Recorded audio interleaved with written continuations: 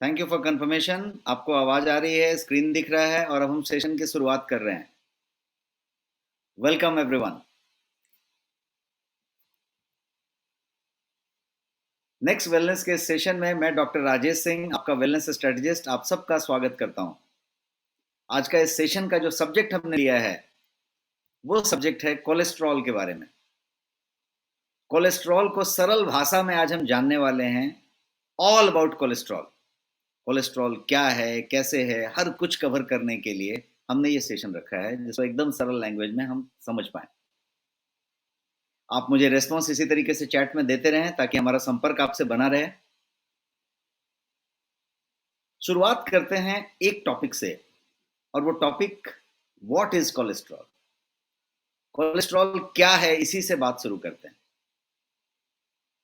Cholesterol बहुत बेकार चीज है, बहुत बुरा चीज है, कोलेस्ट्रॉल बहुत बढ़ गया है, कोलेस्ट्रॉल से सब लोग परेशान हैं, इतनी बात तो है, लेकिन ये कोलेस्ट्रॉल है क्या? What exactly is the cholesterol?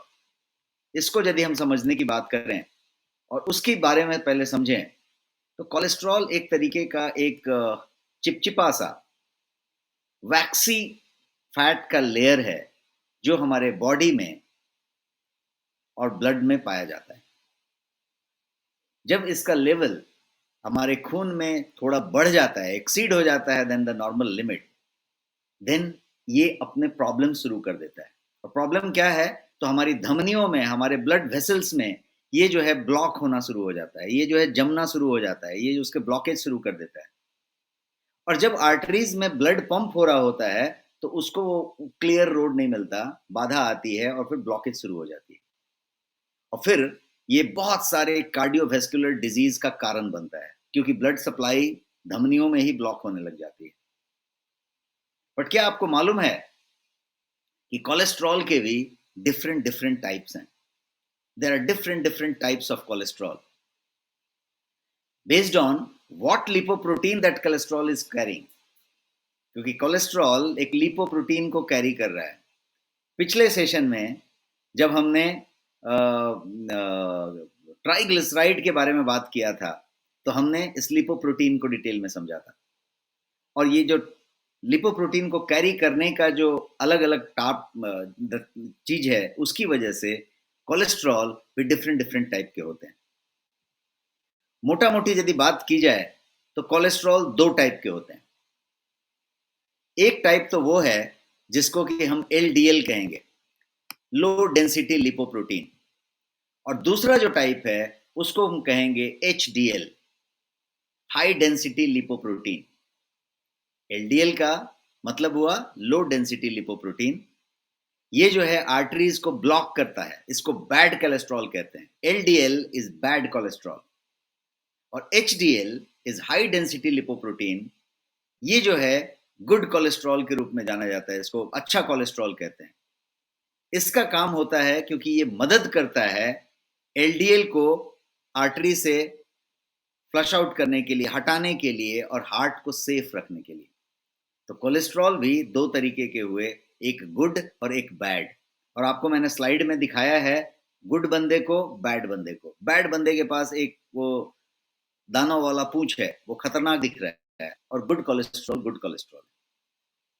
थोड़ा और कोलेस्ट्रॉल के बारे में जानने के लिए हम इस तरीके की बात समझें कि जब आपका लिपिड प्रोफाइल आप चेक कराते हैं तब इन दोनों का रीडिंग मिलता है। गुड कोलेस्ट्रॉल कितना है, बैड कोलेस्ट्रॉल कितना है, और उस रीडिंग को देखने से आप उसके बारे में ज्यादा जान पाते हैं। कुछ लोग साउंड नहीं है बोल रहे हैं, क्या कंफर्म करेंगे कि साउंड है या नहीं है? साउंड सबको मिल रही है? हमारी आवाज आ रही है?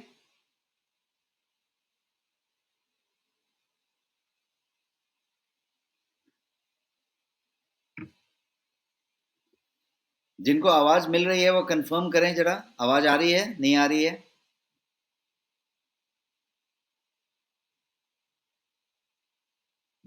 क्लियर आ रही है तो मैं आपको फिर से एक रिक्वेस्ट करूंगा कि जब आप अपनी मोबाइल को ऑन करते हैं, कोई भी जब लाइव स्ट्रीमिंग लेते हैं, चाहे वो फेसबुक हो, चाहे कोई आपका यूट्यूब हो, जब आप ऑन करते हैं तो बाय डिफॉल्ट उसको म्यूट होना होता है। ये एक प्रोटोकॉल है, एक रूल है कि आपकी वो चीज जो है म्यूट रहती है, वो बंद रहती है। हाँ जी। नहीं नहीं, आवाज सबको आ रही है, आप जस्ट आस्क्ड। तो जो म्यूट हो जा रही है उसको समझने की जरूरत है कि जब आप अपना वीडियो, आप अपना फेसबुक पे, यूट्यूब पे जब आप अपने मोबाइल पे ऑन करेंगे तो वो म्यूट अवस्था में ही स्टार्ट होगा, क्योंकि वो उस तरीके से बनाया गया है कि आपको डिस्टर्ब ना हो। इसलिए आप पहले जाके उसको अनम्यूट करें। आप अपने ऊपर उसमें अनम्यूट का बटन को दबाएं, अपने आप हो जाएगा। इससे क्या होता है, सेशन में जब मैं बात कर रहा होता हूं तो बहुत सारे लोग कहने लगते हैं आवाज नहीं आ रही है, और जब आवाज नहीं आ रही है बोलते हैं तो मैं फिर आपसे पूछता हूं और फिर हमारा 1-2 मिनट इसमें चला जाता है। कभी कभी मैं समझता हूं कि सही में नहीं आ रही है। इसलिए थैंक यू फॉर कंफर्मेशन। सब लोग बता रहे हैं कि साउंड क्लियर आ रही है। अब हम वापस अपने फ्लो में चलते हैं। हम अभी तक दो तरह के मोटा मोटी कोलेस्ट्रॉल को समझ रहे थे। एक गुड कोलेस्ट्रॉल था, एक बैड कोलेस्ट्रॉल था। गुड कोलेस्ट्रॉल को HDL कहते हैं, हाई डेंसिटी लिपोप्रोटीन, और बैड कोलेस्ट्रॉल को हम LDL कहते हैं, low density lipoprotein. Low density lipoprotein आपके धमनियों में जमने का काम करता है, ब्लॉकेज का काम करता है। गुड वाला जो कोलेस्ट्रॉल है HDL, वो उनको LDL को वहां से हटाने में काम करता है और आपका बेहतर करता है। So many people actually do not know कि उसका कोलेस्ट्रॉल बहुत ज्यादा है। कोलेस्ट्रॉल इतना ज्यादा हो सकता है कि मैंने जो आपको तस्वीर दिखाई है अभी स्क्रीन पे, वैसे तरीके से वो ब्लॉकेज कर देता है। पूरा का पूरा जो क्रीमी येलोइश चीज दिख रहा है वो कोलेस्ट्रॉल है। वो पूरा का पूरा ब्लॉक कर सकता है। कभी आपको पता चलता होगा कि पूरा 80% ब्लॉक है, 90% ब्लॉक है। ब्लॉकेज करते रहता है। थोड़ा से शुरू होता है, ज्यादा से शुरू होता है, ब्लॉक करता रहता है, लेकिन कोई तरीके का कोई सिम्टम नहीं देता है। हाई कोलेस्ट्रॉल का कोई लक्षण नहीं होता है। It does not have any symptom, any लक्षण। और इसीलिए किसी को पता ही नहीं चलता है कि कोलेस्ट्रॉल कितना है। आदमी को पता नहीं चलेगा, उसको किसी तरीके की कोई दिक्कत नहीं लगेगी। तो ये तो बड़ी खतरनाक चीज हो गई कि भाई पता ही नहीं चलेगा और वो बहुत ज्यादा परेशान भी कर सकता है। इसीलिए बात इस पे आ जाती है कि कैसे पता करें कि कोलेस्ट्रॉल ज्यादा है क्या। How to find if cholesterol is high. इसको पता करने का क्या मेथड किया जाए, इसके लिए क्या करना पड़ेगा। बहुत सिंपल तरीका है। सिंपल तरीका यह है कि कोलेस्ट्रॉल को पता करने के लिए, कोलेस्ट्रॉल लेवल को जानने के लिए आपको ब्लड टेस्ट करने की जरूरत होगी। और ब्लड टेस्ट में भी एक स्पेसिफिक प्रोफाइल है जिसको लिपिड प्रोफाइल कहते हैं, उसको करने की जरूरत है। मैंने आपके स्क्रीन पे लिपिड प्रोफाइल में क्या क्या कवर होता है उसको रखा है। लिपिड प्रोफाइल आपको करना होता है। सरल शब्दों में बात करें तो टोटल कोलेस्ट्रॉल, HDL, LDL और VLDL को चेक करना होता है। Total cholesterol, HDL, LDL, VLDL, और भी एक दो रीडिंग्स होंगी जो इन्हीं के रेशियो होंगे। बट मोटा मोटी आपको पता करना है कि टोटल कितना है, HDL कितना है और LDL कितना है। VLDL is very low density lipoprotein. और इसको पता करने के लिए कुछ नहीं करना है, एक सिंपल सा ब्लड टेस्ट देना है। ब्लड का सैंपल दिया, उससे लिपिड प्रोफाइल पूरी आ जाएगी। इनफैक्ट लिपिड प्रोफाइल में आपका ट्राइग्लिसराइड भी आ जाएगा, जो हमने पिछले सेशन में कवर किया था। तो टेस्ट करना आसान है, यस और नो। लक्षण नहीं देगा, पता नहीं चलेगा, लेकिन टेस्ट करना तो आसान है ना। यदि आप सजग हैं, आप चाहते हैं कि ये टेस्ट होना चाहिए, तो आप टेस्ट करके पता लगा सकते हैं। बहुत सिंपल है। अब बात करते हैं कि how much is too much. Test तो किया, रीडिंग आया। अब ये जो रीडिंग आया है, ये जितना भी आया है, कितना होगा तो बहुत ज्यादा बोला जाएगा, कितना होगा तो नॉर्मल बोला जाएगा। How much is too much, इसकी बात करते हैं। How much is too much को समझने के लिए यदि आप देखें तो मैं एक छोटा सा सिंपल सा चार्ट आपके सामने रखता हूं। ये सारी की सारी जो मेजरमेंट्स है वो MGDL में होती है। MGDL का मतलब होता है मिलीग्राम पर डेसीलीटर। मिलीग्राम पर डेसीलीटर, इसका ये मेजरमेंट का यूनिट है। 1 मिलीग्राम का मतलब होता है 1000 ऑफ ग्राम। 1000 मिलीग्राम का 1 ग्राम होता है। ये सब आप जानते हैं मेजरमेंट। तो मैं जरा MGDL को एक्सप्लेन कर रहा हूं कि यदि 1000 ग्राम, 1 ग्राम में 1000 मिलीग्राम है और 1/10 लीटर के फ्लूइड वॉल्यूम को 1 डेसीलीटर कहेंगे। तो दोनों यूनिट समझ गए। अब बात हो रही है mg पर डेसीलीटर, मिलीग्राम पर डेसीलीटर, ये इसका यूनिट है। और कितना है, तो यदि टोटल कोलेस्ट्रॉल की बात करें तो 200 से नीचे होना चाहिए। आप यदि एलडीएल की बात करें, वो बैड कोलेस्ट्रॉल की, तो उसकी रीडिंग आपके सामने हमने रखी है। और यदि एचडीएल की बात करें, अच्छे वाले की, तो 40 से 60 के बीच में होना चाहिए। This is the reading. और इस रीडिंग पे आप जो है, ज्यादा है कम है तय कर सकते हैं, बहुत ज्यादा है, how much is too much का एक सिंपल सा डेटा, और इस पे आप पता लगा सकते हैं। आपको सिर्फ आपका टेस्ट करना है। और ये टेस्ट कितनी समय पे करना है, तो यदि आप 40 साल से ऊपर के हैं तो हर साल आपको करना कंपलसरी है। यदि आप 40 साल से ऊपर के हैं, 40 एंड अबव, हर साल एक बार करना जरूरी है, पहली बात। दूसरी बात, यदि आप बहुत सारा कोलेस्ट्रॉल ग्रहण करते हैं, आप ओबेस हैं, आप ओवरवेट हैं, आपकी बीएमआई 25 से ज़्यादा है, तो आपको 6 महीने में, साल भर में करना जरूरी है। यदि आपके घर में किसी को कोलेस्ट्रॉल की हिस्ट्री रही है, माता पिता को, दादा दादी को, किसी को यदि कोलेस्ट्रॉल वाली हिस्ट्री रही है, किसी के घर में यदि हार्ट डिजीज का इशू रहा है, हेरेडिटी में रहा है, तो उसको जरूर चेक करना चाहिए। उसके लिए 40 साल का भी इंतजार नहीं करना चाहिए। कोई भी व्यक्ति 20 साल से ज्यादा जरूर चेक करना चाहिए, बिकॉज सिम्टम नहीं है। हमने क्या डिस्कस किया, सिम्टम नहीं है, किसी तरीके का कोई लक्षण आपको नहीं देने वाला। इसलिए आपको पता करना जरूरी है कि आपका कितना ब्लॉकेज चल रहा है, अंदर क्या कहानी चल रही है, एंड उस तरीके से ये चीजों को समझना पड़ेगा। अब इसके कारणों के बारे में समझा जाए कि ठीक है, ये तो बढ़ गया और इतना रीडिंग का मतलब बहुत ज्यादा, इतना रीडिंग का मतलब परफेक्ट, लेकिन ये होता किधर से है, आता किधर से, कारण क्या है इसका? ये जो हाई कोलेस्ट्रॉल हो जाए, उसका कारण क्या है? उसके लिए बहुत सारे कारण हो सकते हैं। मैंने स्क्रीन पे सारे कारण आपको दिखाने की कोशिश की है तस्वीर के माध्यम से। कुछ कारणों को डिटेल में समझते हैं ताकि आप उसको रिलेट कर सकें और अपने दिमाग में बिल्कुल बिठा सकें। क्या तैयार हैं आप? कारणों को मैं बताने जा रहा हूं, और कारणों को सिर्फ ऐसे सुनने के लिए मत सुनिएगा, उसको रिलेट करके लीजिएगा कि क्या उस कारण का कोई हिस्सा आपके पास आ रहा है, क्या आप उस कारण में शामिल हैं, उस तरीके से देखें। तैयार हैं आप? Type ready in the chat box. मैं आपको इन कारणों को बताने जा रहा हूं ताकि आप उन कारणों का बिल्कुल ध्यान रख सकें और ये चेक कर सकें कि कहीं वो कारण आपके साथ तो वैलिड नहीं है। पहला कारण, intake of fat in your diet. जो आप आहार लेते हैं, जो आप खाना खाते हैं, जो कुछ भी आप ग्रहण करते हैं, उसमें फैट कितना होता है, कौन सा वाला होता है, उस पर भी आज मैं बात करूंगा। लेकिन कितना फैट होता है, कितना फैट आप अपने आहार में ग्रहण करते हैं। कोलेस्ट्रॉल जो होगा वो एनिमल फूड में होगा, मीट में होगा, और यदि डेयरी के चीज की बात करें तो उसमें होगा। एनिमल फूड में, मीट में, चीज में होगा। और यदि आप ये बहुत ज्यादा मात्रा में ग्रहण कर रहे हैं तो आप कोलेस्ट्रॉल सीधा सीधा ग्रहण कर रहे हैं। दूसरी चीज जो है, इंटेक के मामले में देखा जाए तो सैचुरेटेड फैट की बात करें। सैचुरेटेड फैट कहां पे मिलेगा? प्रोसेस्ड फूड में मिलेगा। और आजकल हम सारा कुछ जो खाते हैं मैक्सिमम प्रोसेस्ड होता है, तो प्रोसेस्ड फूड में सैचुरेटेड फैट मिलेगा।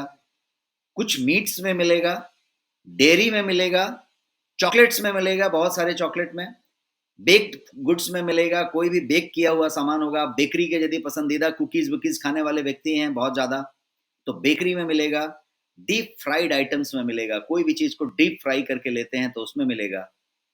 और एक और चीज आप ग्रहण करते हैं, यदि खाने की बात चल रही है तो इनटेक ऑफ फैट जो मैं बता रहा हूं आपके डाइट में, तो एक और चीज है जिसका नाम है ट्रांस फैट। ये जो ट्रांस फैट है वो फ्राइड, डीप फ्राइड आइटम में मिलेगा, प्रोसेस्ड फूड में मिलेगा। और ये ट्रांस फैट लेने से भी आपका कोलेस्ट्रॉल बढ़ेगा।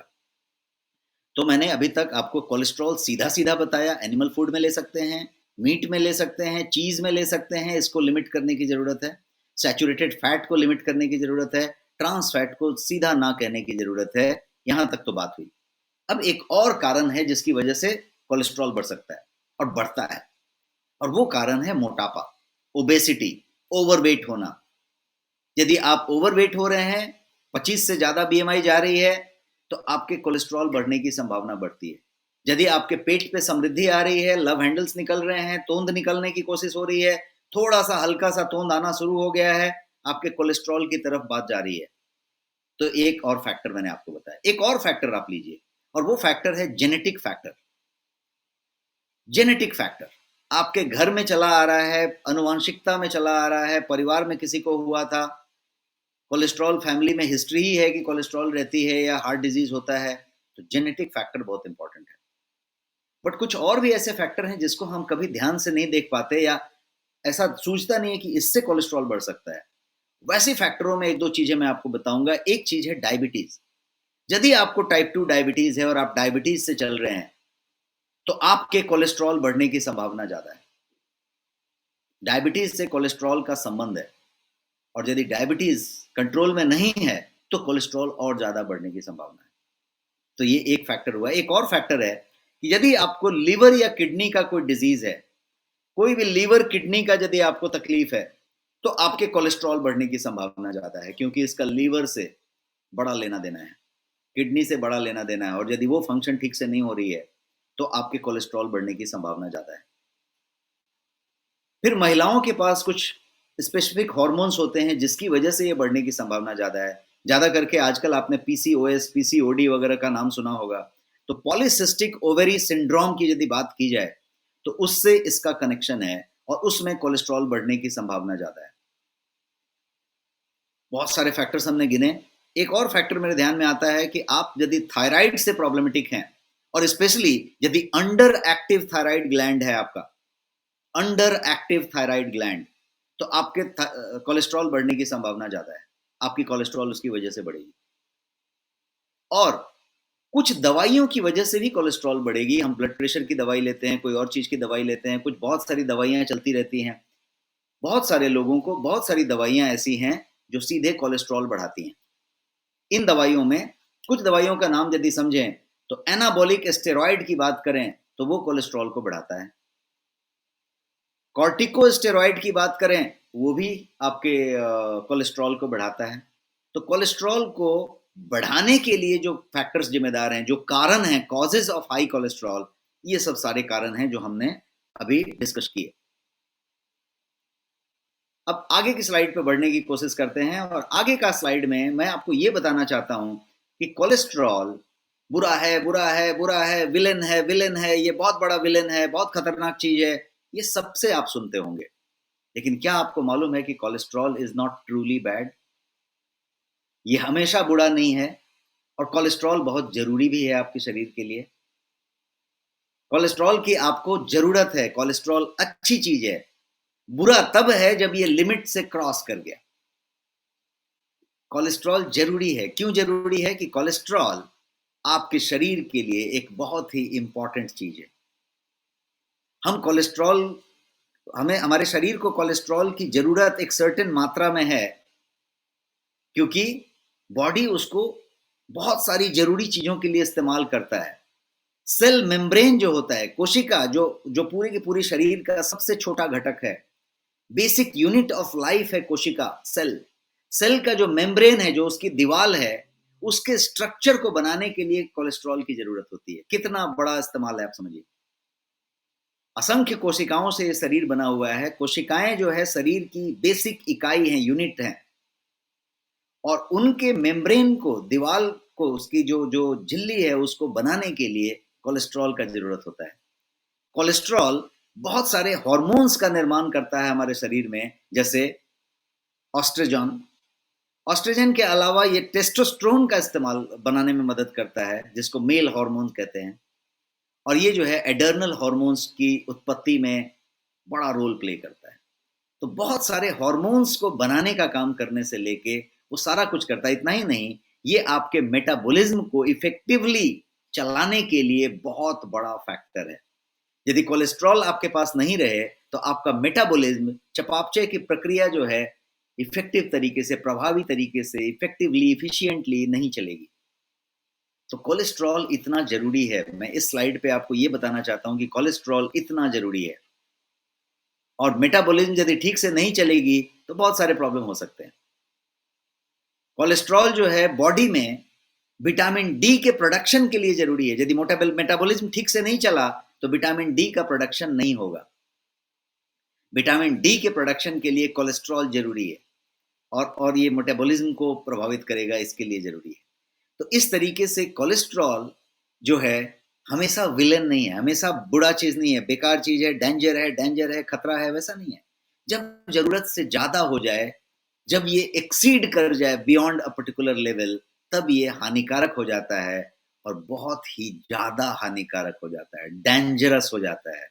और ये इतना डेंजरस हो जाता है, सिंपल तरीका है कि वो आपकी धमनी को, जहां पे आपका ब्लड वेसल पे सप्लाई चल रहा है, जिस पे आप जिंदा हैं, उसको ब्लॉक करने लगता है। और मैंने तस्वीरें दिखाई कि किस तरीके से ब्लॉक कर देता है। जो भी फूड एनिमल से आते हैं सर्टेन कोलेस्ट्रॉल कंटेन करते हैं, उसके अंदर कोलेस्ट्रॉल होता है। एग भी हो सकता है, डेयरी प्रोडक्ट हो सकता है, मीट पोल्ट्री हो सकता है, फिश हो सकता है। ये सारी चीजें बहुत सारा कोलेस्ट्रॉल अपने साथ रखती हैं। High blood level of cholesterol यदि हो तो वो जो है पर्सन के एथेरोस्क्लेरोसिस बीमारी का जिम्मेदार बनता है। एथेरोस्क्लेरोसिस का मतलब कि वो जो है एक तरीके का हार्ट डिजीज का तरीका हो गया, जहां पे कि धमनियों में प्लाक जमना शुरू हो गया और डिपॉजिट चालू हो गई, उसको एथेरोस्क्लेरोसिस कहते हैं। और ये जो बीमारी है, ये चीज कोलेस्ट्रॉल ज्यादा होने से हो जाएगी। आगे बढ़ते हैं और समझने की कोशिश करते हैं कि कोलेस्ट्रॉल और लिपिड भी बार बार बात करते हैं। लिपिड टेस्ट किया आपने, कोलेस्ट्रॉल जानने के लिए क्या किया, लिपिड प्रोफाइल की टेस्ट की। तो लिपिड क्या होता है, व्हाट इज लिपिड? लिपिड एक फैटी सब्सटेंस है जो कि इनसॉल्युबल है, उसको डिसॉल्व नहीं किया जा सकता है ब्लड में। एक फैटी सब्सटेंस है जो ब्लड में डिसॉल्व नहीं हो सकता, इसीलिए वो जो है जमना शुरू होता है। योर फैट्स, आइल, आपका हार्मोन, आपका structural molecule, all are lipids. Lipid के मेजरमेंट से ये पता चलता है कि आपका हेल्थ रिस्क कितना है। आपका ट्राइग्लिसराइड जो हमने पिछले सेशन में समझा था, वो भी एक लिपिड है। और इसीलिए लिपिड प्रोफाइल जब आप टेस्ट करते हैं तो उसमें ये भी कवर हो जाता है। तो लिपिड क्लियर है और कोलेस्ट्रॉल क्लियर है। आप यहां तक क्लियर हैं? आगे बढ़ के हम समझने की कोशिश करते हैं कि फैट जो होता है, जब बार बार हम फैट की बात कर रहे हैं तो fat is the main culprit, यही मेन कंसर्न है। फैट से ही सारी प्रॉब्लम शुरू हो रही है, वहीं से स्टार्ट हो रही है। बट फैट के बारे में भी आप देखें तो आवर बॉडी नीड्स फैट, हमारे शरीर को फैट की जरूरत होती है, हेल्दी फैट की। किस बात के लिए जरूरत होती है? एनर्जी के लिए और बहुत सारे दूसरे फंक्शंस, प्रक्रियाओं को चलाने के लिए। एनर्जी के लिए फैट की जरूरत है, बहुत सारी प्रक्रियाओं को चलाने के लिए फैट की जरूरत है। तो फैट भी एकदम बुरा नहीं है। हेल्दी फैट शरीर को अनिवार्य है, जरूरी है। But too much saturated fat, too much trans fat, ये जो सब गंदे वाले फैट हैं, ये जो है कोलेस्ट्रॉल का बिल्टअप शुरू करते हैं आपके आर्टरीज में, आपकी धमनियों में और ब्लड वेसल्स के अंदर। रक्त नलिकाओं में ये ब्लॉकेज शुरू करते हैं, जमना शुरू हो जाते हैं। And that is where the problem starts. तो आपने ये समझा कि ये जरूरी भी है, और यदि लिमिट से बढ़ जाए, चाहे वो कोलेस्ट्रॉल हो, चाहे ये फैट का कंजम्पशन हो, तो प्रॉब्लम शुरू हो जाती है। तो जैसा हमने बताया, LDL, HDL, good cholesterol, bad cholesterol. तो गुड भी है, बैड भी है। अब गुड और बैड को नहीं समझते हैं, समझने की जरूरत है। और इसलिए ये स्लाइड मैं आपके साथ रखता हूं, जिसमें मैं बताने जा रहा हूं कि good fat versus bad fat क्या है। फैट की बात कर रहे हैं। आप बोले फैट, हेल्दी फैट अच्छा है, तो हेल्दी और अनहेल्दी क्या है? थोड़ा 3-4 स्लाइड इस पे डालते हैं और समझते हैं सरल भाषा में कि हेल्दी फैट क्या है। कैसे पहचाने कि जो फैट आप ले रहे हैं वो हेल्दी है कि नहीं है। एक बार यदि उसकी पहचान अच्छी दिमाग में बिठा ली आपने, तो आप हमेशा हेल्दी फैट लेंगे, बैड फैट लेंगे ही नहीं। तो bad fat versus good fat सुनना चाहेंगे? Shall I give you some detail? Give me response in the chat box.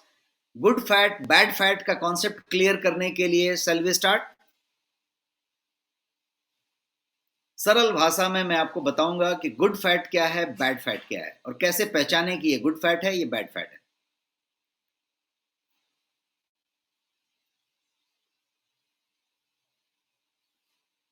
Good fat जो होता है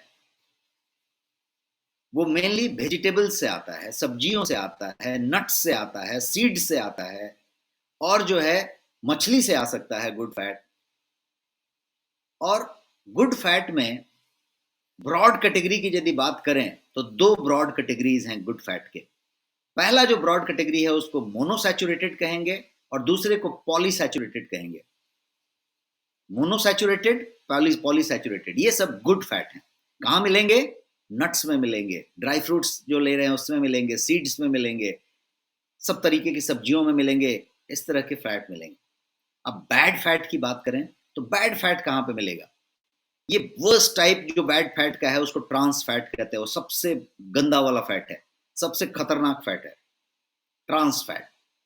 ट्रांस फैटी एसिड क्या करता है? एलडीएल कोलेस्ट्रॉल के लेवल को रेज करता है और एचडीएल को, जो गुड कोलेस्ट्रॉल है, उसके लेवल को घटाता है। एचडीएल का काम था इस एलडीएल को हटा के चलता करना। इसने जो चलता करने वाला आदमी था उसी को घटा दिया, एलडीएल को बढ़ा दिया, बैड कोलेस्ट्रॉल का साम्राज्य हो गया और जो अच्छा वाला आदमी था उसको मार के हटा दिया। तो बचा क्या? बुरा साम्राज्य बन गया, बैड कोलेस्ट्रॉल का साम्राज्य स्थापित हो गया। और ये आता कहां से है? तो ये सारे जो चटर पटर आप खाते हैं, जो टेस्टी फूड खाते हैं, जो जंक फूड खाते हैं, जो स्वादिष्ट फूड खाने की कोशिश करते हैं, जो करी का प्रॉब्लम है, जो आप जोमेटो स्विगी से मंगाते रहते हैं, वो सारा का सारा चीज इस तरीके का चीज करता है। पेस्ट्री की बात करें, कुकीज की बात करें, चिप्स की बात करें, वेफर की बात करें, केक की बात करें, फ्राइड आइटम्स की बात करें, समोसा वड़ा पाव की बात करें, ये सारा कुछ जो आप बात कर रहे हैं वो बैड फैट आपको दे रहा है। आपका फरसान, आपका नमकीन, आपका समोसा, आपका वड़ा पाव, बार बार तला हुआ कोई भी चीज आपको बैड फैट ला के दे रहा है और आप उस बैड फैट को कंज्यूम कर रहे हैं। अब आप कैलकुलेट करके देखें कि आप कितना बैड फैट दिन भर में ले रहे हैं। तो ये गुड फैट बैड फैट की बात हुई। और इसको थोड़ा समझने के हिसाब से जाएं तो देखिए यहाँ पे हरा और लाल की टक्कर हो रही है, लड़ाई हो रही है। ये good fat versus bad fat वाली बात हो रही है। फैट जो है, 3 एसेंशियल माइक्रोन्यूट्रिएंट जो बॉडी को चाहिए, macro, I am sorry, 3 essential macronutrient जो बॉडी को चाहिए, उसमें से फैट एक है। 3 क्या क्या है? कोई टाइप कर सकता है चैट बॉक्स में? 3 मैक्रोन्यूट्रिएंट जो अनिवार्य हैं शरीर के लिए, वो क्या क्या है? एक है कार्बोहाइड्रेट, दूसरा है प्रोटीन और तीसरा है फैट। 3 जो हैं अनिवार्य मैक्रोन्यूट्रिएंट हैं, जरूरी हैं शरीर के लिए। तो फैट जो है अनिवार्य मैक्रोन्यूट्रिएंट है। एक जो संतुलित आहार होगा आपका, बैलेंस न्यूट्रिशन होगा, वो जो है इन सब को इंक्लूड करेगा। उसमें 40% कार्बोहाइड्रेट होगा, 30% फैट होगा, 30% प्रोटीन होगा। 40 30 30 टोटल 100 हुआ। तो जो बैलेंस्ड डाइट है आपका, उसमें क्या क्या होना चाहिए?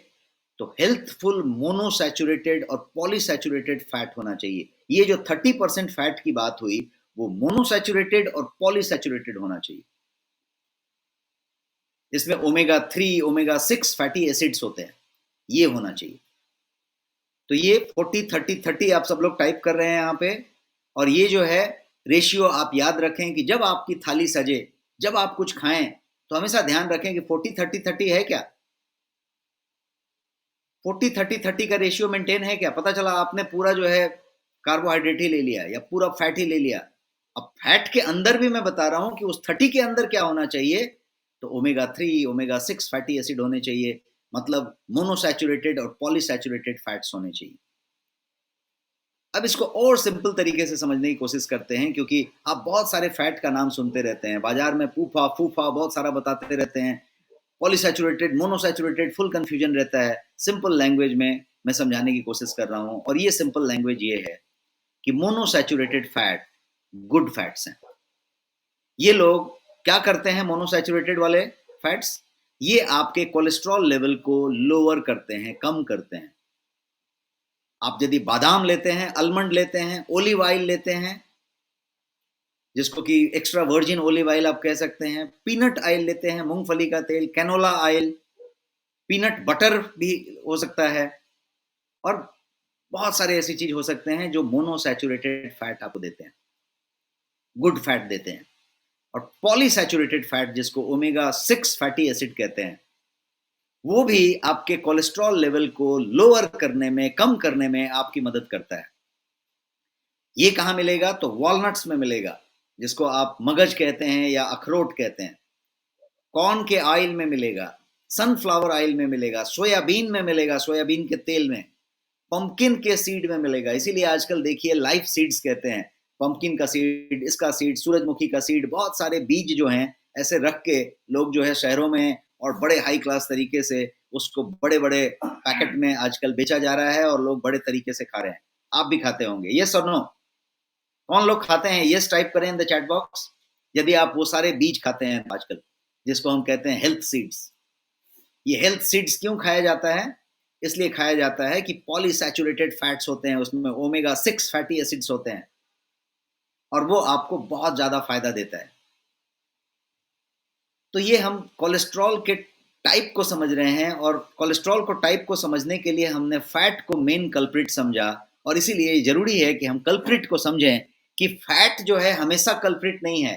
कौन सा फैट आप चुनते हैं और कितना फैट आप ग्रहण करते हैं, ये जरूरी है।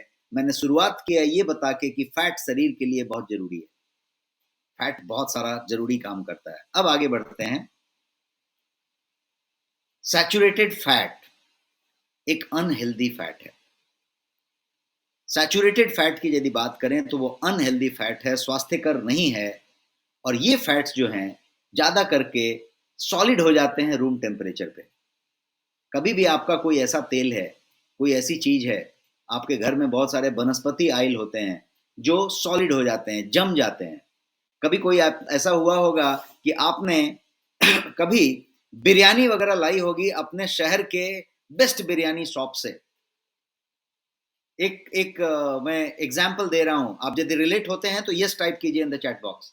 यदि आपने बिरयानी कभी लाया है किसी बहुत अच्छे रेस्टोरेंट से, जो कि बहुत अच्छा बिरयानी बनाता है, स्वादिष्ट बिरयानी बनाता है, वहां से आपने बिरयानी लाया, और बिरयानी जब लाया उसके 4-5 घंटे के बाद आपने उस बिरयानी को खाने की कोशिश की, तब तक आपने फ्रिज में रख दिया था, या फ्रिज में नहीं भी रखा था तो ऐसा छोड़ दिया था, और आपने लेट से उस बिरयानी को खाने का काम किया, तो आप देखेंगे कि उसमें बहुत सारा सॉलिड सॉलिड जो है ऑयल की तरह चीज जम गया होगा। ऐसा जमा है क्या? किसी ने कभी नोटिस किया है? बहुत सारे लोगों ने नोटिस किया है। अब अंदाजा लगाइए कि वो जो जमा है वो सैचुरेटेड फैट है, और आप उसको हार्डकोर ग्रहण कर रहे हैं। अब आप अंदाजा लगाइए कि जब आप बिरयानी गरम गरम लुत्फ लेके खा रहे थे उस रेस्टोरेंट का, तो वो सारा कुछ आप ऑलरेडी ग्रहण कर रहे थे, इतनी डेंजरस बात हो रही थी। और टीवी पे हमने कोई ऐड देखा है जिसपे ये कहते हैं कि बिरयानी और घर में बनाना, that means it is an opinion that अच्छी टेस्टी बिरयानी घर में नहीं बन सकती, और बिरयानी को ऐसे लेके आना पड़ेगा। And most of the restaurant जो बिरयानी बनाते हैं वो वाली बिरयानी बनाते हैं। और यदि आप बिरयानी हफ्ते में एक बार खाते हैं, समझ रहे हैं आप मैं क्या कहना चाहता हूं? यदि आप हफ्ते में 1-2 बार बिरयानी खाते हैं तो आप वो चीज ग्रहण करते हैं, और सैचुरेटेड फैट की बात हो रही है। सो क्या करना पड़ेगा? सैचुरेटेड फैट के लिए लिमिट कीजिए, इसका पूरा बंद करने की जरूरत नहीं है, लिमिट कीजिए, और अनसैचुरेटेड फैट को बढ़ाइए, क्योंकि आपको फैट जो लेना है वो उतना ही है। हमने बताया 40-30-30, आपको 30 ही लेना है, और जो 30 आप ले रहे हैं, यदि मान लीजिए कि आपके पास वक्त 1 ही घंटे का हो, तो 1 घंटे में आप अच्छा काम करेंगे ना? अच्छा काम करेंगे कि नहीं? आप यदि मान लीजिए कि किसी फीस्ट में, भोज में खाना खाने जाते हैं, और वहां पे व्यंजन लगे हुए हैं, 100-50 व्यंजन लगे हुए हैं, पूरी टेबल पे व्यंजन डिशेज लगे हुए हैं। आप यदि प्लेट में इतना ही खा सकते हैं, आपको इतना ही खाना है, घर पे लेके नहीं जाना है, तो आप क्या करते हैं? आपको जो चीजें ज्यादा पसंद है वही लेते हैं, कम पसंद वाली चीज नहीं लेते हैं। यस और no? Give me a response in the chat box. आप हर चीज वो नहीं लेने लग जाते हैं, आप 4 रोटी और 3 रोटी और वो सब्जी और वो नहीं लेने लग जाते। आपके पसंद की चीजें आप उठाते हैं, और उतना ही उठाते हैं, बिकॉज आपको मालूम होता है कि आप इतना ही करने वाले हैं। आप क्वालिटी पे आ जाते हैं, अपने अपनी काम की चीज पे आ जाते हैं। उसी तरीके से आप जो है, यदि 30 परसेंट ही आपका फैट का कंजम्पशन है, तो 30% में क्या रहेगा ये आप तय कीजिए। मैं कह रहा हूं कि सैचुरेटेड फैट को कम कर दीजिए, ना कह दीजिए, और आप जो है अनसैचुरेटेड फैट को बढ़ा दीजिए। Start taking more unsaturated fat but keep that 30। और एक और चीज आपके नजर में ला दूं कि समर के समय में और अभी तो पूरे साल आइसक्रीम एक बहुत पसंदीदा चीज होती है, और सब लोग आइसक्रीम बहुत पसंद करते हैं और आइसक्रीम बहुत शौक से खाते हैं। हम सब खाते हैं, हमारे बच्चों के साथ खाते हैं, पेरेंट्स के साथ खाते हैं, कहीं पे आउटिंग में खाते रहते हैं। आइसक्रीम का मैं कहूंगा कि लेबल पढ़ना सीखिए। कोई भी आइसक्रीम लीजिए, अच्छे से अच्छे ब्रांड का लीजिए और लेबल पढ़िए। क्या आपको मालूम है कि एक यदि साधारण एक स्कूप यदि आइसक्रीम का लिया जाए तो वो करीब 250 से 350 कैलोरी जो है आपको सैचुरेटेड फैट का डेली अलाउंस दे देता है। 250 से 350 कैलोरी की बात हो रही है, जो करीब करीब आपके डेली अलाउंस जो है सैचुरेटेड फैट का, जो बॉडी को लेना चाहिए, उसका हाफ है। 700 से ज्यादा, 650 से ज्यादा नहीं लेना चाहिए। आप 350 400 ऑलरेडी एक स्कूप आइसक्रीम में ले लेते हैं। और क्या आप एक स्कूप आइसक्रीम खा के छोड़ते हैं क्या? ये सुनो, कितना स्कूप खाते हैं आप? एक एवरेज आदमी 2 स्कूप तो खाता ही है। शौकीन और ज्यादा दिल आ जाए तो ज्यादा भी खाता है, 2 तो कम से कम खाएगा। ये सुनो,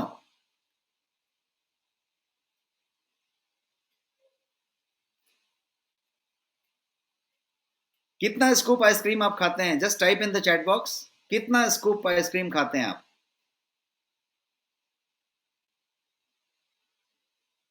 2 टाइप कर रहे हैं सब लोग। लिंबू साहब कह रहे हैं कि पूरा खाते हैं। तो ये जो आइसक्रीम का जो सब्जेक्ट है, ये एक हिडन रिस्क है कि जब आप आइसक्रीम के शौकीन हैं और आपको पता भी नहीं होता है कि आइसक्रीम का कोलेस्ट्रॉल से किस तरीके से संबंध है। कोलेस्ट्रॉल से संबंध निकालने के लिए हमने फैट को मेन कल्प्रिट माना, और अब फैट की बात कर रहे हैं और फैट के अंदर जाके सैचुरेटेड फैट की बात कर रहे हैं। तो यदि आइसक्रीम का 2 चम्मच आप खाते हैं तो आपका डेली अलाउंस जितना भी है सैचुरेटेड फैट का दिन का, वो आपने पूरा कर लिया 1-2 चम्मच आइसक्रीम खा के। अब बाकी का जो खा रहे हैं वो सब एक्स्ट्रा हो गया, एक्सीड कर गया, अब प्रॉब्लम आएगी। And without even taking into account, आप जो है आइसक्रीम के ऊपर जो है कोन पे सिरप्स डालते हैं, स्प्रिंकल्स डालते हैं, बहुत सारी अलग अलग चीजें उसके ऊपर डालते हैं, तो और भी मामला बिगड़ जाता है। इसलिए क्या करना पड़ेगा? आइसक्रीम की लिमिट घटानी पड़ेगी। और बहुत सारे जो हम केक और पेस्ट्री लेते हैं जिसके ऊपर टॉपिंग्स होती हैं, आपके बर्थडे के केक के ऊपर जब जो नाम लिखा जाता है उस केक के ऊपर, जो लास्ट में डिजाइन बनाया जाता है, जो बॉर्डर बनाए जाते हैं, जो सबसे ज्यादा सॉफ्ट होता है और घूमते रहता है, they are all saturated fats, they are all trans fat, dangerous fat.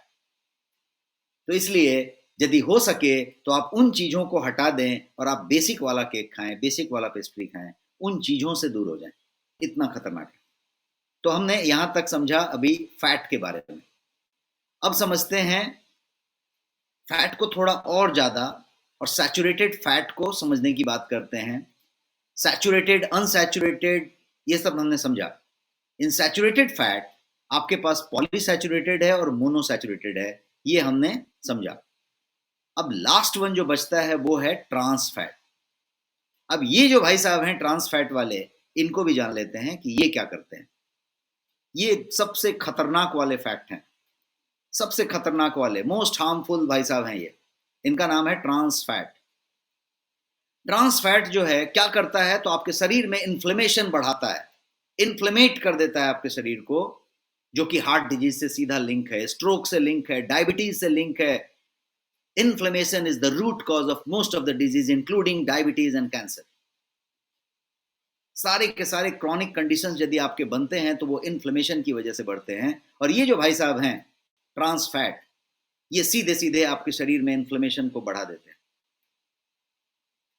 Trans fat जो है इंसुलिन रेजिस्टेंस को बढ़ा देता है। इंसुलिन रेजिस्टेंस बढ़ा तो क्या होगा? आपके टाइप 2 डायबिटीज होने की संभावना बढ़ जाती है, आप तेजी से प्री डायबिटिक हो जाते हैं और फिर आप डायबिटीज बन जाते हैं। तुरंत आप प्री डायबिटिक होते हैं और फिर डायबिटिक बन जाते हैं। कैसे? क्योंकि ये आपके इंसुलिन रेजिस्टेंस को बढ़ा देता है। इसका मतलब हुआ कि शरीर इंसुलिन बनाता तो है, लेकिन शरीर उसका इस्तेमाल नहीं करता, बोलता नहीं चाहिए, नहीं चाहिए। इंसुलिन बन रहा है, लेकिन इंसुलिन की जरूरत में वो कहता है नहीं चाहिए। ठीक उसी तरीके से जैसे आपके घर में जब बच्चा रूठ जाता है, कभी आपने डांट पिला दी, कोई बात मना कर दिया तो बच्चा रूठ जाता है, और रूठने पे बच्चे को आप कुछ खाना दें, कोई बात कहें तो बच्चा कहता है नहीं चाहिए, नहीं चाहिए। उसको भूख लगी है लेकिन वो कहता है नहीं चाहिए। ऐसा होता है कि नहीं? यस और नो?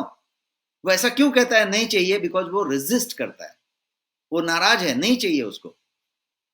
सेम उसी तरीके से ट्रांस फैट आपकी इंसुलिन रेजिस्टेंस को बढ़ा देता है। अब शरीर में इंसुलिन तो सही मात्रा में बन रहा है, समय पे बन रहा है, लेकिन जहां पे इंसुलिन की जरूरत है वहां पे रेजिस्ट कर रहा है, नहीं यूज कर रहा है, और वो आपको टाइप 2 डायबिटीज की तरफ बहुत तेजी से लेके जाता है। हर 2% की बात की जाए यदि, तो every 2% calories from trans fat consume daily, heart attack का रिस्क जो है, हार्ट डिजीज का रिस्क जो है 23% बढ़ जाता है। याद रखें, दो फिगर मैं दे रहा हूं, 2% एंड 23%। यदि आपका कैलोरी ट्रांस फैट से जो आ रहा है वो यदि कंज्यूम करने का चीज 2% से बढ़ जाए, ओनली 2%, तो हार्ट डिजीज का रिस्क 23% से बढ़ जाता है। अब इसको जरा कैलकुलेट करके देखिए, इसको सिर्फ आपको 8% तक लेके जाना है। 8% लेके गए तो हार्ट अटैक और हार्ट बीमारियों का रिस्क जो है सीधा 100% बढ़ गया। 2% 23%, 8% बढ़ा दिया आपने तो सीधा सीधा हो गया। अब उसके बारे में सोचिए, स्लाइड मैंने आपके सामने रखा है, आप देखिए, जिसमें चिप्स हैं, वेफर हैं, ये तेल है, वो तेल है, ये साल्ट है, वो साल्ट है, नमकीन है, वेफर है, आप खाए जा रहे हैं और आप एकदम बढ़िया से ट्रांस फैट का सेवन कर रहे हैं, वड़ा पाव, समोसा, ये वो, आप बहुत सारा चीज कर रहे हैं। क्या हो रहा है? आप उसको बढ़ा रहे हैं, 8% की तरफ भी जा रहे हैं, तो आप कितने रिस्क में प्रवेश कर रहे हैं, मैं बता के ये बताना चाहता था। लेकिन हमने बहुत सारा वैरायटी वैरायटी समझ लिया। अब जरा इन फैट्स को टेबुलेट करके एक स्लाइड में देख लेते हैं, और वो स्लाइड ये रहा आपके सामने। अभी तक हमने कोलेस्ट्रॉल को समझ लिया, लिपिड को समझ लिया, गुड कोलेस्ट्रॉल क्या है, गुड फैट क्या है, बैड फैट क्या है, गुड कोलेस्ट्रॉल क्या है, बैड कोलेस्ट्रॉल क्या है, सब कुछ समझ लिया। गुड फैट बैड फैट समझते समय सैचुरेटेड, अनसैचुरेटेड, पॉलीसैचुरेटेड, मोनोसैचुरेटेड, सब कुछ समझ लिया।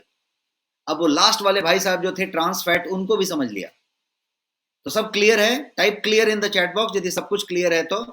एक बार समराइज कर देना है इस इमेज के साथ, जहां पे आपको फैट के टाइप लिखे हुए हैं 3, और 2 टाइप को पहले दूसरे को रेड से क्रॉस किया हुआ है, उसको अवॉइड करें। ट्रांस फैट को बिल्कुल बंद कर दें, सैचुरेटेड फैट को कम करें, लिमिट में रखें, और अनसैचुरेटेड फैट जो है उसको जो है आप ज्यादा प्रेफर करें, और 30% में उसकी मात्रा ही ज्यादा रखें।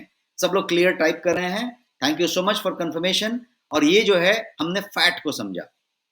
अब आगे बढ़ते हैं कि ये सारा ज्ञान तो हमने लिया, इसको हम अप्लाई कैसे करें अपने आप में? अप्लाई तो करना चाहिए ना, ज्ञान लेके क्या फायदा यदि उसको अप्लाई नहीं कर पाए तो अप्लाई करने के लिए क्या करना पड़े? How to apply this knowledge for yourself. अब आपको ये मालूम है कि too much cholesterol will create problem. आपको ये भी मालूम है कि कोलेस्ट्रॉल बहुत जरूरी भी है लिमिट में, बट टू मच यदि हो जाए, ज्यादा हो जाए, एक्सीड हो जाए, तो ये प्रॉब्लम क्रिएट करेगा। It will create all sort of problems and disease in your body. ये कार्डियोवेस्कुलर डिजीज में जाएगा, हार्ट प्रॉब्लम करेगा। तो इसको कैसे अप्लाई करें इस चीज को? तो पहला है, the first step to evaluate the risk. अपने रिस्क को इवेल्युएट करें कि आपका रिस्क कितना है। आपकी सेडेंटरी लाइफस्टाइल है क्या? आप ट्रांस फैट लेते हैं क्या? आप बहुत सारा फैट लेते हैं क्या? आप ये करते हैं, वो करते हैं, सबको कैलकुलेट करें। और रिस्क फैक्टर देखें कि आपकी फैमिली हिस्ट्री में है क्या, ऐसा है क्या, वैसा है क्या, सब कुछ कैलकुलेट करें। आप आज कहाँ पे खड़े हैं, where do you stand today, उसको चेक करें। और इसके बाद करंट रीडिंग अपनी निकालें, टेस्ट करवाएं। क्या टेस्ट करना है? क्या टेस्ट करना है? टाइप करें इन द चैट बॉक्स। क्या टेस्ट करना है? लिपिड प्रोफाइल टेस्ट करना है, सिंपल ब्लड टेस्ट करना है, लिपिड प्रोफाइल। और फिर अपने आप से क्वेश्चन पूछें, फैमिली हिस्ट्री के बारे में पूछें, सेडेंटरी लाइफस्टाइल के बारे में पूछें, इन सब चीज़ों का सवाल पूछें, और यदि सबके आंसर आपको पॉजिटिव मिल रहे हैं और गड़बड़ मिल रहे हैं तो आप जरूर टेस्ट कराएं। यदि आप 40 साल से ऊपर हैं तो जरूर टेस्ट कराएं। यदि फैमिली हिस्ट्री है 20 साल के भी हैं तो जरूर टेस्ट कराएं। पिछले साल हुआ था, इस साल नहीं हुआ है तो जरूर टेस्ट कराएं। इस तरीके से आप लिपिड प्रोफाइल में आ जाएं और उसको टेस्ट करें तो ये बात होगी। और क्या करें, इसको अप्लाई कैसे करें? तो डेल्स थियरी को आप इस्तेमाल करें। ये एक डेल्स थियरी है जो मैंने बनाई है, और डेल्स थियरी का पर्पस होता है कि diet, exercise, lifestyle and stress, DEL, diet, exercise, lifestyle and stress, DELS. And stress के साथ साथ S stands for supplement, S stands for sleep. यदि स्लीप पूरी होगी तो इन्फ्लेमेशन कुछ हद तक कम होगी, इन्फ्लेमेशन कंट्रोल में आएगी, और सप्लीमेंट होगा तो बहुत सारा चीज आप उसको बेहतर कर पाएंगे, ठीक कर पाएंगे। तो डेल्स थियरी को यदि आप अपनाते हैं तो कोलेस्ट्रॉल को चेक में रखने के लिए, और कोलेस्ट्रॉल यदि बढ़ा हुआ है तो उसको रिड्यूस करने में आप बहुत बढ़िया काम कर सकते हैं। डेल्स थियरी पूरी की पूरी लाइफ आपको इस्तेमाल करना है, और इसीलिए डेल्स थियरी को वंस एंड ऑल समझ लिया आपने। आप डेल्स थियरी पे काम करें तो ये जितने भी अभी हमने फैट के टाइप समझे, ये समझे, वो डेल्स थियरी के बाद वो आप ग्रहण कर ही नहीं पाएंगे। Anything that comes in front of you आप ले ही नहीं पाएंगे। मान लीजिए कि आपको एक ग्लास का पानी दिया जाए और पानी में कुछ गंदा तैर रहा हो, क्या आप ले पाएंगे? यस और no? Type in the chat box. पानी आपको ग्लास में किसी ने दिया और पानी पे कुछ गंदे तैर रहे थे, तो आप ले पाएंगे? लेंगे कि फेंक देंगे?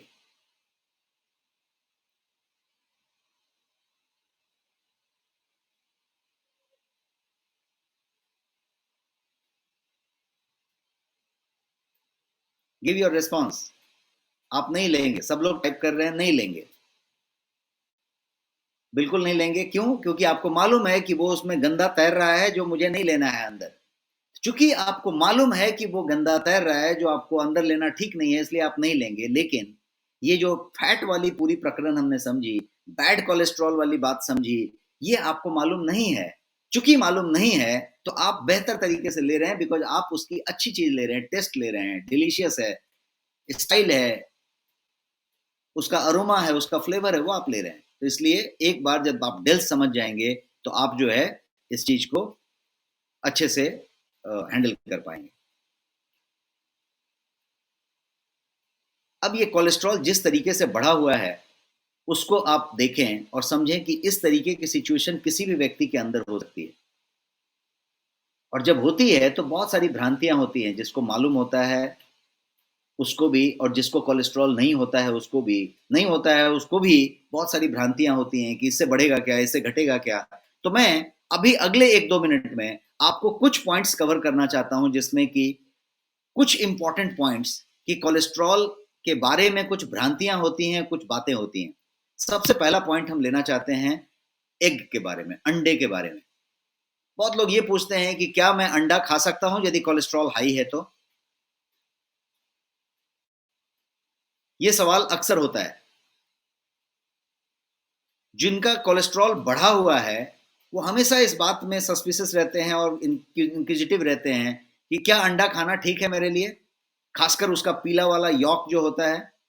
क्योंकि वो जो पीला वाला हिस्सा होता है वो जो है कोलेस्ट्रॉल में की मात्रा उसमें ज्यादा होती है, रिच इन कोलेस्ट्रॉल होता है। बट आंसर है कि इट शुड बी फाइन, आप इसको खा सकते हैं। क्योंकि मोस्ट पीपल, आप ऐसे 10 अंडा तो खाते नहीं है, आप एक अंडा खा रहे हैं, कभी 2 अंडा खा रहे हैं। तो जो एक अंडा खा रहे हैं उसमें आप खा सकते हैं पीला यॉक के सहित, क्योंकि जो कोलेस्ट्रॉल है वो अंडे में जो होता है वो बहुत इनसिग्निफिकेंट इफेक्ट देता है ब्लड कोलेस्ट्रॉल पे, उसको ज्यादा परेशान नहीं करता। ज्यादा जरूरी है कि आप सैचुरेटेड फैट पे कंट्रोल करें अंडे के बजाय। लेकिन यदि आप अंडे का कड़ी बना के खा रहे हैं, अंडा कड़ी, और उसी अंडे को आपने जो है पूरा जो है 3 बार फ्राई किया हुआ है और अंडा कड़ी का रेसिपी बनाई गई है, तो उसको जो है उसके आउटर लेयर पे जो कहानियां हुई हैं, that is something that needs to be seen. एक किसी तरीका और एक पॉइंट आपको देता हूं, और वो है कॉफी को रिलेटेड लेके। कॉफी क्या कोलेस्ट्रॉल के लिए बैड हो सकता है? कॉफी का कोलेस्ट्रॉल से कोई संबंध हो सकता है? यद्यपि कॉफी के अंदर कोलेस्ट्रॉल नहीं होता, coffee does not contain cholesterol, but फिर भी ये कोलेस्ट्रॉल लेवल को बढ़ाता है, शूट करता है, कोलेस्ट्रॉल को अफेक्ट करता है, क्योंकि इसके अंदर एक तरीके का पदार्थ होता है कॉफी के अंदर, उसके कॉफी के आइल के अंदर एक पदार्थ पाया जाता है और उस पदार्थ का नाम है डिटरपेन्स। जो डिटरपेन्स नाम का पदार्थ होता है कॉफी के अंदर, वो जो है बॉडी के एक तरीके से कोलेस्ट्रॉल के ब्रेकडाउन होने के प्रक्रिया को सप्रेस कर देता है और इसकी वजह से कोलेस्ट्रॉल जो है बढ़ने लगता है। स्पेशली कॉफी का जो डिटरपेन्स नाम का जो चीज है, वो जो है टोटल कोलेस्ट्रॉल नाम का जो चीज है उसको, और जो एलडीएल नाम का चीज है लो डेंसिटी लिपोप्रोटीन जिसको बैड कोलेस्ट्रॉल कहते हैं, उसको उनके लेवल को बढ़ाने का काम करता है। कॉफी यदि आप एक पीते हैं, कॉफी वाले हैं, बेहतर है, लेकिन बहुत ज्यादा यदि कॉफी के शौकीन है और बहुत कॉफी पीते हैं, दिन भर ऑफिस में कॉफी पीते रहते हैं, कॉफी पे कॉफी करते हैं और कोलेस्ट्रॉल वाली हिस्ट्री रखते हैं, तो ये डेडली कॉम्बिनेशन हो सकता है। इसको समझने की जरूरत है। और समझते हैं अगला क्वेश्चन, कि किसी का सवाल हो सकता है कि सॉल्ट का कोलेस्ट्रॉल से क्या संबंध है, नमक का कोलेस्ट्रॉल से क्या संबंध है। तो मैं कहूंगा कि यदि बहुत सारा नमक आप खाते हैं या सॉल्टी स्नैक्स लेते हैं, सॉल्टी चीजें लेते हैं, अचार, पापड़, पिकल, ऐसी चीजें बहुत सारा लेते हैं, नमकीन, फरसान, ऐसी बहुत सारी चीज खाते रहते हैं, हाई सॉल्ट फूड यदि आप लेते हैं, या किसी किसी के यहाँ घर में सब्जियों में बहुत नमक डाला जाता है, कुछ लोग नमक का एक पॉट छोटा सा डाइनिंग टेबल पे रखते हैं, हर बात में नमक को स्प्रिंकल करते रहते हैं। यस और नो, करते हैं कि नहीं? नमक को स्प्रिंकल करते रहते हैं। कुछ लोग एक मिर्च खानी होती है तो भी इतना नमक रखते हैं और मिर्च को नमक में टच करा करा के खाते रहते हैं। कुछ लोग जैसे कॉर्न, भुट्टा वगैरह खाते हैं तो बहुत सारा नमक डाल डाल के खाते रहते हैं। तो नमक के बहुत सारे इनडायरेक्ट तरीके हो सकते हैं जहां से आप लेते हैं, और ये हाई कोलेस्ट्रॉल लेवल को कंट्रीब्यूट कर सकता है, कंट्रीब्यूट करता है। ज्यादा नमक हाई कोलेस्ट्रॉल को बढ़ाता है। और ये ऐसा क्यों? आप कभी कभी अनजाने में भी खाते रहते हैं। जैसे आप यदि वेफर के शौकीन हैं, चिप्स के शौकीन हैं, नहीं भी शौकीन है तो कभी कभी हम जब ट्रैवल करते रहते हैं, बस में, ट्रेन में, फ्लाइट में, अपने कार में, रोड में, तो वेफर खरीद लेते हैं, चिप्स खरीद लेते हैं और खाते रहते हैं। उसमें हाई लेवल ऑफ सॉल्ट होता है। कॉर्न का चिप्स है, पोटैटो चिप्स है, कोई भी वेफर है, फरसान है, प्रोसेस्ड मीट यदि आप यूज करते हैं, प्रोसेस्ड मीट बहुत सारे लोग आजकल यूज करते हैं बिकॉज ऐप डिलीवरी का सिस्टम है। प्रोसेस्ड मीट में सॉल्ट बहुत ज्यादा होता है, क्योंकि सॉल्ट एक प्रिजर्वेटिव भी है और प्रिजर्वेटिव के रूप में उसका इस्तेमाल किया जाता है। सॉल्ट एक टेस्ट बड का भी काम करता है। जितना नमक डाला जाएगा उतना आप उसको बार बार खाते रहेंगे। देखिएगा कभी आपके पास कोई ऐसा चखना वाले लोग बता सकते हैं कि कोई एक पीनट लिया, खाया तो बार बार खाने का मन करेगा। आपने कुरकुरे वरकुरे टाइप के कोई नमकीन खाए होंगे तो एक आप खाएंगे, फिर अगली बार फिर से खाने का मन करेगा, फिर से खाने का मन करेगा। कोई भी नमकीन, चकली, वेफर, आप नोटिस कीजिए, किसने नोटिस किया है कि जब आप एक बार खाते हैं तो बार बार आपका हाथ अपने आप चलते रहता है, अपने आप लेते रहते हैं। क्यों? क्योंकि वो नमक ही है जो आपको एडिक्टिव बनाता है, वो नमक उतना उसमें होता है। तो ये सारे फूड मिनिमम मात्रा में लिए जाएं। अब एक और चीज मैं आपको देना चाहता हूं, और वो चीज है शुगर। शुगर का कोलेस्ट्रॉल से सीधा संबंध है। जब आप ज्यादा शुगर लेते हैं तो लीवर क्या करता है? ज्यादा एलडीएल बनाता है, लो डेंसिटी लिपोप्रोटीन बनाता है, और इतना ही नहीं, एचडीएल को कम कर देता है। जब आप ज्यादा शुगर लेते हैं, ग्रहण करते हैं, तो लीवर एलडीएल ज्यादा बनाने लगता है, बैड कोलेस्ट्रॉल, और आपकी जो गुड कोलेस्ट्रॉल वाला बंधु हैं एचडीएल, उनका कम कर देता है। और एक्स्ट्रा कैलोरी जो शुगर से आपको मिलता है वो भी बहुत ज्यादा इसमें फैक्टर काम करता है। वो तो कोलेस्ट्रॉल छोड़िए, ट्राइग्लिसराइड को भी सूट करता है। और ये जो है कोलेस्ट्रॉल, यदि ट्राइग्लिसराइड को बढ़ाया तो उससे कोलेस्ट्रॉल जो है उसका सीधा सीधा रोल होता है और कोलेस्ट्रॉल हेल्थ पे उसका असर आता है। अब एक और पॉइंट लेना चाहता हूं जो महत्वपूर्ण पॉइंट मुझे लगा, मैंने आपके लिए जॉट डाउन किया है, और वो ये कि हम दारू पीने वालों की जरा बात कर लें, शराब की बात कर लें, अल्कोहल की बात कर लें। सो drinking alcohol raises the cholesterol level in your blood. यदि आप शराब पीते हैं या शराब पीने के शौकीन हैं या जो लोग भी शराब पीते हैं, क्योंकि शराब जो है ट्राइग्लिसराइड लेवल को शूट करता है, और जब ट्राइग्लिसराइड लेवल आपका हाई हो गया तो ये जो है लीवर में बिल्टअप बनाता है, जो फैटी लीवर डिजीज के नाम से जाना जाता है, अल्कोहलिक फैटी लीवर कहते हैं। और तब ये लीवर कम काम करता है, नहीं काम करता है, बढ़िया से काम नहीं करता, और तब ये कोलेस्ट्रॉल को रिमूव नहीं कर पाता फ्रॉम ब्लड। लीवर का काम था उसको रिमूव करना ब्लड से, वो नहीं कर पाता है, फैटी लीवर हो गया है, अस्वस्थ लीवर हो गया है, और तब क्या होता है, कोलेस्ट्रॉल का लेवल रेज होना शुरू हो जाता है और कोलेस्ट्रॉल लेवल बढ़ता रहता है। 9 बज गया है और मैं आपसे 5 मिनट और लेना चाहता हूं क्योंकि मेरे 2-4 पॉइंट्स बचे हैं। क्या आपकी अनुमति है? 5 मिनट और हम लोग चल सकते हैं सेशन में? Give me your response in the chat box.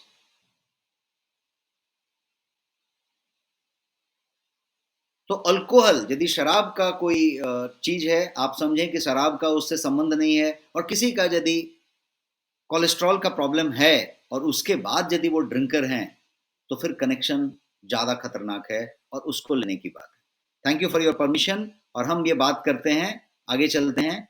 और अब 5 थिंग डेली हमने बताई थी आपको पिछली बार, और 5 थिंग डेली मैं बता रहा हूं, इसको आप फॉलो करें। यदि आपके पास कोलेस्ट्रॉल बढ़ा है तो, बहुत बढ़ा है तो, नहीं बढ़ा है फैमिली हिस्ट्री है तो, और नहीं बढ़ा है फैमिली हिस्ट्री भी नहीं है तो भी, यदि आप ये 5 चीज फॉलो करें तो आप सुनिश्चित कर सकते हैं कि आपका कोलेस्ट्रॉल चेक में रहेगा, कंट्रोल में रहेगा।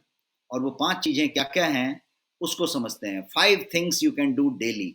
हर दिन 5 चीज ऐसा क्या कर सकते हैं ताकि आपका कोलेस्ट्रॉल लिमिट में रहे, कम रहे, घटे। सबसे पहली चीज है आपका सिनामॉन। सिनामॉन मतलब दालचीनी। इसके अंदर सिनामल डिहाइड नाम का एक पदार्थ होता है, और उसका जो काम होता है वो आपके कोलेस्ट्रॉल को और ट्राइग्लिसराइड को लोअर करने का होता है। कैसे लें? तो बहुत सिंपल है। इसका पाउडर इस्तेमाल करें, 2 चुटकी, 5 चुटकी, 2 ग्राम, 5 ग्राम। कैसे करें आप अपना टेस्ट के हिसाब से तय करें। दूसरा चीज है अगेन आपका एलिसिन, गार्लिक। कैसे इस्तेमाल करें? जैसे भी आप कर सकते हैं, छील के सीधा चबा जाएं, इसका इस्तेमाल कर सकते हैं। तीसरा जो चीज है, ये अनार की बात है। अनार जो है, पोमोग्रेनेट, आप हर दिन, प्यूनिसिक एसिड है इसके अंदर प्रचुर मात्रा में, और प्यूनिसिक एसिड का काम है कि आपके कोलेस्ट्रॉल को, एलडीएल को घटाए, और एचडीएल को, जो हाई डेंसिटी लिपोप्रोटीन है, गुड कोलेस्ट्रॉल है, उसको प्यूनिसिक एसिड बढ़ाता है। और आप जितना ही अच्छे लोगों को बढ़ाएंगे, बुरे लोगों को कम करेंगे, साम्राज्य बेहतर होगा, बिकॉज एचडीएल का काम है इस एलडीएल को हटाना। तो ये उस तरीके से काम करेगा। How to take? सीधा छिलें, दाना निकालें और दाने को चबा चबा के खाएं, जूस निकाल के नहीं करें। इसके अलावा फेनुग्रीक, मेथी मैंने आपको बताया था, मेथी हर दिन आप ऐड कर सकते हैं। 1 चम्मच की जरूरत है। कोई भी मेथड से ले सकते हैं, बट सिंपल मेथड है कि आपने इसको पानी में डाला, सुबह में उस पानी को भी पी लिया और उसको चबा के खा लिया, जो उसमें 1 चम्मच सामान था। और इसके मेथी के बहुत सारे और डिश बन सकते हैं, लड्डू बन सकता है, कुछ और चीज बन सकता है। और जो 5वां चीज है हर दिन करने वाला, वो नोनी है। आप नोनी का इस्तेमाल करें, नोनी का सेवन करें, और नोनी का जो जूस है, जो एक्सट्रैक्ट है, वो आपको कंसंट्रेट बहुत बढ़िया इसके अंदर रिजल्ट देगा, क्योंकि नोनी के अंदर एक 09 नाम का पदार्थ होता है जो इस पे काम करता है। और अब समझते हैं कि योगा और प्राणायाम, श्वास लेने वाले जो प्राणायाम होते हैं, रेस्पिरेटरी एक्सरसाइजेज एंड योगा, किस तरीके से बहुत ज्यादा कारगर सिद्ध हो सकते हैं। यदि आपके पास कोलेस्ट्रॉल है, कोलेस्ट्रॉल की संभावना है, फैमिली में इस तरीके का हिस्ट्री है, या फिर आपकी सेडेंट्री लाइफस्टाइल है, फैटी ज्यादा चीज लेते हैं, तो आपको ये जरूर करना चाहिए। And I am talking about 7 yoga exercises, 7 yoga asanas, जो आपके कोलेस्ट्रॉल को कम करने में आपकी बहुत जबरदस्त मदद करेंगे। और उस योगा के पोजेस भी मैंने आपको यहाँ पे स्क्रीन पे दिखाए हैं, 7 योगा पोजेस। पहले तो 2 नीचे वाली देख लीजिए, एकदम लास्ट वाली, जिसमें कपाल भाती और अनुलोम विलोम लिखा हुआ है, जो कि एक्चुअली श्वास की प्रक्रिया है और जो है आपका रेस्पिरेटरी एक्सरसाइज है, प्राणायाम है। कुछ लोगों का मानना है कि यदि इसको आप बढ़िया तरीके से करते हैं आधा घंटा, 20 मिनट, तो आपको जो है कोलेस्ट्रॉल को कम करने में बहुत ज़्यादा मदद मिलेगा और आप तेज़ी से उसको नीचे ला सकते हैं, बिना मेडिसिन के। अपनी डाइल्स को ठीक करके, डाइट, एक्सरसाइज, लाइफ़स्टाइल, स्ट्रेस। अब कुछ योगा की मात्रा पोजेज़ जो हैं वो सर्वांग आसन है, वज्रासन है, अर्ध मत्स्येंद्रासन है, पश्चिमोत्तासन है और शलभासन है। ये जो हैं 5 हैं और जो 2 हैं वो श्वास वाली चीज़ मैंने बोली, कपालभाति और अनुलोम-विलोम। और बहुत सारे सप्लीमेंट आप ले सकते हैं। एक जो बेहतरीन सप्लीमेंट मैं आपको बताऊँगा, उस सप्लीमेंट का नाम है एक्टी-लाइफ। इसको कोलेस्ट्रॉल बैलेंस के लिए लिया जाता है, कोलेस्ट्रॉल बैलेंस कह सकते हैं आप। ये एक्टी-लाइफ एक सप्लीमेंट है, जिसके पास कैटेकीन और थियाफ्लेविन्स का एक अच्छा खासा कॉम्बिनेशन है और ये जो कैटेकीन और थियाफ्लेविन्स हैं, ये जो है 2 तरीके के फाइटोन्यूट्रिएंट्स हैं अलग-अलग जो इसके अंदर इस कैप्सूल में मौजूद हैं और ये बहुत बेहतरीन रिज़ल्ट देते हैं। जो दूसरा चीज़ आप ले सकते हैं, वो है नोनी और नोनी के लिए आप नोनी का what you call is concentrate ले सकते हैं और ये नोनी कंसंट्रेट आप इस्तेमाल कर सकते हैं। नोनी का जो फ्रूट होता है उसके अंदर बहुत अच्छा बेनिफिशियल गुण होता है जो लिपिड के पूरे हेल्थ के लिए, चाहे वो ट्राइग्लिसराइड हो, चाहे होमोसिस्टीन हो, चाहे वो एलडीएल को कम करना हो, चाहे वो टोटल कोलेस्ट्रॉल को कम करना हो, वीएलडीएल को कम करना हो, सब चीज़ के लिए ये बहुत बढ़िया काम करता है। ओमेगा 3 एक बहुत जाना-पहचाना चीज़ है जिसको कि कोई भी हार्ट डिज़ीज़ के लोगों को ज़रूर रिकमेंड किया जाता है। तो आपका यदि कोलेस्ट्रॉल ज़्यादा है, ज़्यादा होने की संभावना है, आप ओमेगा 3 का इस्तेमाल कर सकते हैं। ओमेगा 3 जो है के अंदर फैटी एसिड्स होते हैं और ये बहुत बढ़िया काम करता है। इसके अलावा एक और सप्लीमेंट ले सकते हैं आप जिसका नाम है फ्लैक्सीड से बना हुआ ओमेगा 3 फ्लैक्सीड की बात हुई और ये मैं ओमेगा 3 बता रहा था, आई एम सॉरी। अब जो है फ्लैक्सीड के अलावा जो है और भी क्या ले सकते हैं आप, तो आप बहुत सारा कुछ ले सकते हैं। एक तो आप एप्पल सिडर विनेगार ले सकते हैं। एप्पल सिडर विनेगार को कैसे लें? तो आप जो है 1 चम्मच एप्पल सिडर विनेगार लें, वार्म वाटर लें, गुनगुना पानी और उसमें उसको मिक्स करें और उस ग्लास को पी लें। That can work you good. आंवला बहुत अच्छा काम कर सकता है। यदि आप आंवला, अभी आंवले का सीजन है, आप यदि रेगुलर आंवला यूज़ करते हैं, आंवले का जूस लेते हैं, आंवले का कोई तरीका लेते हैं, तो आंवला बहुत अच्छा काम कर सकता है। ग्रीन टी यदि आप ले सकते हैं, ग्रीन टी के शौकीन हैं, तो ग्रीन टी आप ले सकते हैं। और yes, heart patient can use, yes Tapan Mandal ji, heart patient can use, तो ये हुआ। इसके अलावा आप जो है सॉल्युबल फाइबर पे ज़्यादा कंसंट्रेट करें। सॉल्युबल फाइबर, अब सॉल्युबल फाइबर कहाँ पे मिलेगा? राइस ब्रैन में मिलेगा। राइस का तो हम वो ब्रैन फेंक देते हैं, भूसी को फेंक देते हैं। हम राइस का पॉलिश्ड राइस इस्तेमाल करते हैं और राइस का उस भूसी से तेल निकाल के राइस ब्रैन ऑयल आपको दिया जाता है बाजार में। लेकिन राइस का जो रॉ तरीका होगा उसमें आपको सॉल्युबल फाइबर मिलेगा ब्रैन में, भूसी में। उसके अलावा आपको जो है और भी बहुत जगहों पे आपको चीज़ें मिलेंगी, जैसे साइट्रस फ्रूट यदि आप लेते हैं, संतरा, मौसमी, इस तरीके के साइट्रस फूड, तो उसके अंदर आपको प्रचुर मात्रा में सॉल्युबल फाइबर मिलेंगे। सबूत अनाज, जितना भी सबूत अनाज आप खाएंगे उस सब में सॉल्युबल फाइबर मिलेंगे।